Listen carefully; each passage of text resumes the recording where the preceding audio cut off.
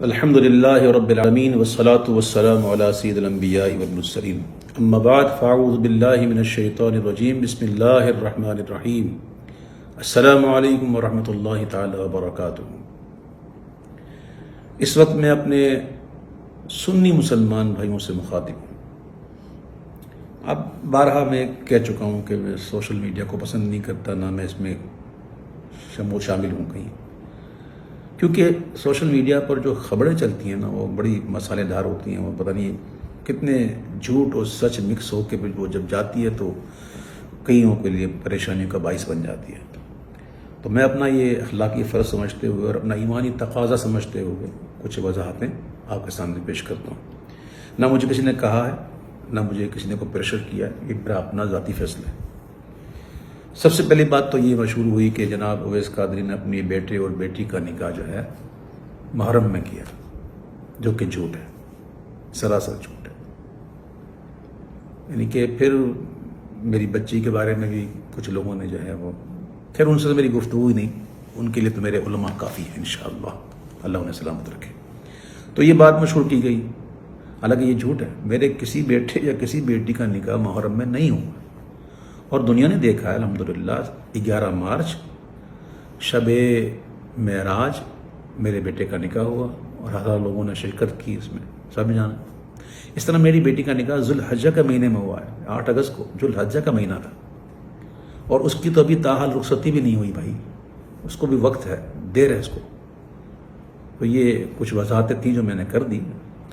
البتہ یہ تھا کہ میرے بیٹے کا جو ولیمہ تھا نا، وہ تاریخ تھی 2 اگست۔ یہ میں آپ کے سامنے کارڈ پیش کر رہا ہوں، یہ تاریخ، یہ کارڈ دیکھ سکتے ہیں، اس میں لکھا ہوا ہے 2 اگست۔ لیکن 2 اگست کو کیا ہوا تھا؟ لاک ڈاؤن پورے کراچی میں، سب کچھ بند، کاروبار بند، مزارات بند، اسکول کالج سب بند، ہال بند، یہ سب کوئی ڈھکی چھپی بات نہیں ہے، سب بند ہو گئے تھے۔ تو یہ ہمیں کینسل کرنی پڑی۔ تو یہ ہے کارڈ کی سر ورق، جس پر ہم نے یہ یوں اسٹیکر لگایا تھا، یہ یوں، ٹھیک ہے۔ اس کے اندر پھر کارڈ ہے، اور میں کارڈ بھی آپ کو دکھائی دوں تاکہ ان لوگوں کی زبانیں بند ہوں جو معاذ اللہ مجھے کہتے ہیں میں نے، معاذ اللہ سما معاذ اللہ، مجھے کہہ رہے کہ میں نے جان بوجھ کر جو ہے وہ اس مہینے میں رکھی ہے، استغفر اللہ ربی من کل ذنب واتوب الیہ۔ یہ دیکھیں، یہ کارڈ نیا چھپا ہے۔ ہر کارڈ جس کو میں نے کارڈ کیا، اس کارڈ کے پیچھے ایک کارڈ ہے، یہ دیکھیں، یہ پرانے کارڈ ہے۔ اس میں دیکھیں کیا تھا، سنڈے 2 اگست، یہ نظر آ رہا تھا۔ پر اب یہ تو ہو گئی بات کہ تاریخ تو میں نے پہلے کی رکھی تھی۔ اب یہ جناب 13 اگست کو کیسے ہوئی؟ تو بات اصل یہ ہے بھائیوں، کچھ ایسے حقائق ہوتے ہیں جو لوگوں کو نہیں پتہ ہوتا، جو قریبی ہوتے ہیں نا ان کو پتہ ہوتا ہے۔ کچھ مجبوریاں ہوتی ہیں۔ اب لوگ کہیں گے کیا مجبوریاں ہوتی ہیں؟ تو میرے بھائیوں، میں اس موقع پہ یہ دعا کروں گا کہ اللہ تعالیٰ آپ کو ایسی مجبوریوں سے بچائے، کسی کے ساتھ بھی ہو سکتا ہے، کسی کے ساتھ بھی ہو سکتا ہے۔ میں الحمدللہ جانتا ہوں کہ وہ کام جو اگرچہ جائز ہو لیکن فتنے کا باعث بنے تو اس سے بچنا ہی احوط ہے، میں جانتا ہوں۔ اور میں یہ بھی جانتا ہوں کہ یہ مہینہ کون سا ہے، اس مہینے میں کیا ہونا چاہیے۔ یہ جو کچھ میں نے کیا ہے، یہ کوئی مستحسن سمجھ کے نہیں کیا ہے، یہ ایک اضطراری کیفیت تھی، اضطراری حالت تھی، اختیاری حالت نہ تھی۔ لاک ڈاؤن ہوا، لاک ڈاؤن کے بعد بھی، عاشورے کے بعد بھی کوئی یقینی صورتحال تو تھی نہیں اس کی۔ اور ہال کا پتہ آپ کو کیا معاملہ ہوتا ہے کہ وہ ہال جو ہے وہ تاریخوں پر چلتے ہیں، تاریخیں ہیں ہی نہیں، تو کیا کرے بندہ۔ تو وہ پھر مہمان آئے ہوئے ہوتے ہیں، کئی باہر ممالک سے آئے ہوتے ہیں، جن کے جانے کا مسئلہ ہوتا ہے، جن کی ٹکٹوں کا مسئلہ ہوتا ہے۔ اور آج کل جانتے ہیں آپ، یہ جو ٹریول کا معاملہ کیسا الجھا ہوا ہے، سیٹیں کہاں ملتی ہیں، کس طرح ملتی ہیں، بڑے معاملات ہوتے ہیں۔ تو یہ ایک ایسی کیفیت میں یہ کی گئی ہے۔ اس کے باوجود الحمدللہ، یہ میں بتاؤں الحمدللہ کہ ہمارے یہاں، میرے یہاں الحمدللہ شادی میں گانے باجے، ناچ ڈانس پارٹیاں یہ نہیں ہوتی، چاہے محرم ہو یا نہ ہو۔ الحمدللہ میں امیر اہل سنت مولانا محمد الیاس عطار قادری کا تربیت یافتہ ہوں، ان کی صحبت میں رہ چکا ہوں، اللہ کا شکر ہے۔ ہمارے یہاں یہ چیزیں نہیں ہوتی۔ ہماری دھوم دھام تو بس یہی ہے حضور کا ذکر، اللہ کے محبوب کا ذکر۔ تو میں نے اپنے بیٹے کے ولیمے کو برائے ایصال ثواب امام علی مقام شہداء کربلا میں نے منسوب کیا اور ان کے نام کا لنگر مہمانوں کو کھلایا۔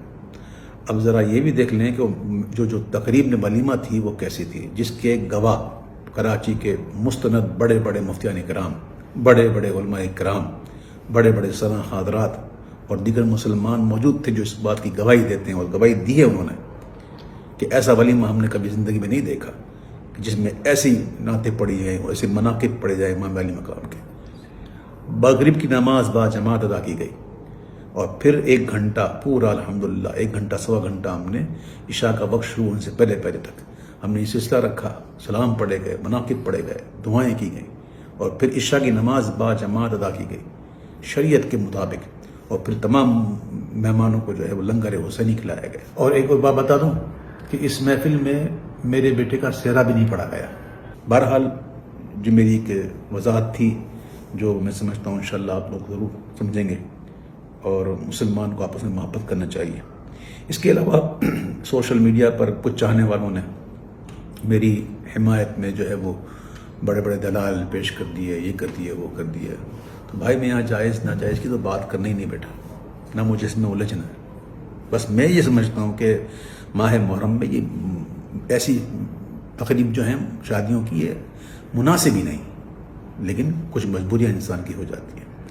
ہر سنی کا دل امام علی مقام کی محبت سے لبریز ہے، اور کربلا میں جو ان کے ساتھ ظلم و ستم ہوا اس پر دل مغموم ہے، اور یہ دل مغموم صرف محرم میں ہی نہیں ہوتا، یہ جب بھی ان کی یاد آ جائے۔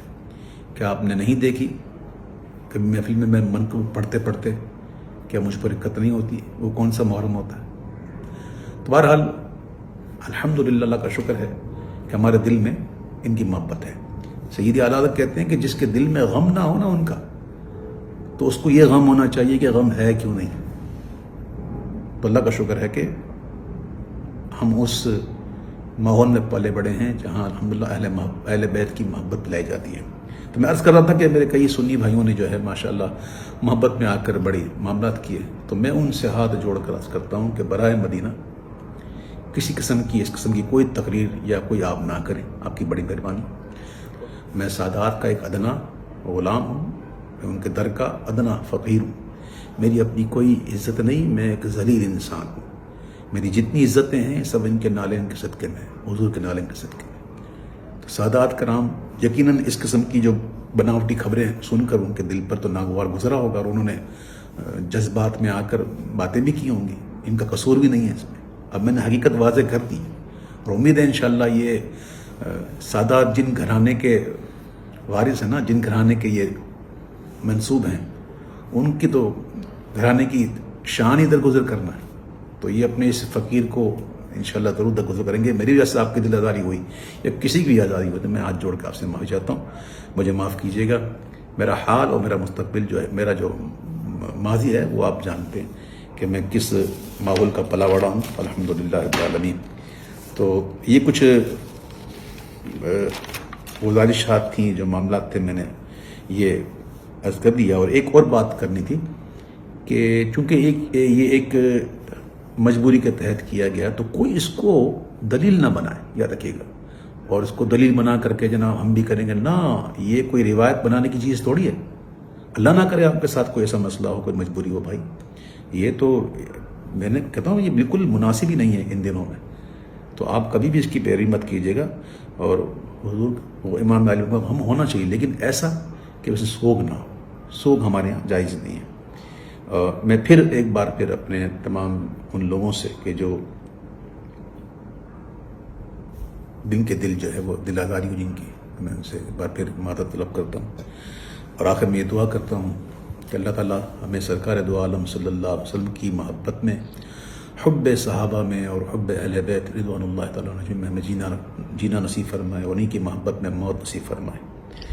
اللہ تعالیٰ میری دعاؤں کو قبول فرمائے، آمین یا رب العالمین۔ میرے حسین تجھے سلام، میرے حسین تجھے سلام، انہیں سلام منور یہ چاہتا ہے جی، تمام عمر لکھوں اور نہ ہو تمام سلام۔ السلام علیکم ورحمۃ اللہ۔ وبرکاتہ.